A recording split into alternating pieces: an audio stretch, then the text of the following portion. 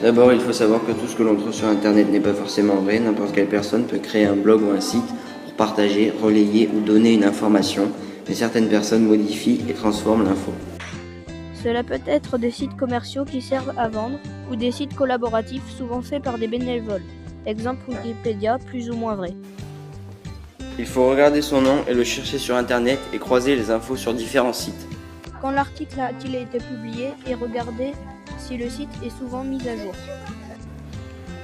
Il faut regarder si l'auteur cite les sources de ces informations, exemple des journaux, des livres, pour pouvoir vérifier soi-même.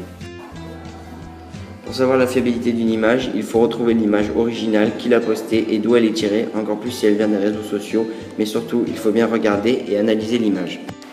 Vidéos, rumeurs et photos truquées, les fausses informations circulent sur Internet. Sur le web, des tas d'informations circulent, mais comment démêler le vrai du faux, nous allons vous l'expliquer. L'intox peut être une information fausse qui est créée par des personnes pour servir leur intérêt. Comme le monstre du Loch Ness, lorsque la rumeur est apparue, les hôtels et les commerçants aux alentours du lac n'ont cessé d'alimenter la rumeur pour attirer toujours plus de monde et de tourisme afin d'augmenter leurs revenus. Une intox peut aussi partir d'une information réelle, mais aussi être parodiée, déformée, etc. On peut par exemple parler du Gorafi qui est expert de la parodie d'articles. Ce nom venant de celui du célèbre journal Figaro invente et crée des faits et des histoires totalement insolites avec par exemple un article indiquant « Il réussit à s'évader du labyrinthe imprimé au dos de son paquet de céréales ». L'intox peut aussi être visuelle sur les photos et vidéos en les modifiant par exemple sur Photoshop comme les vidéos de fantômes ou esprits. Très fréquemment sur Internet, on peut trouver de nombreuses vidéos ou images montrant des fantômes ou des apparitions.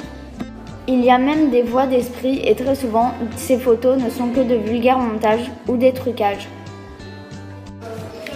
Il y a un moment, sur les réseaux sociaux, une image a fait le buzz. Des journaux se sont emparés de l'image sans avoir vérifié si elle était réelle. En seulement quelques heures, des sites spécialisés dans les photos paranormales dévoilent l'image. En réalité, ce n'était qu'une image d'un cerf-volant gonflable prise sur Internet et incrustée sur l'image d'un supermarché.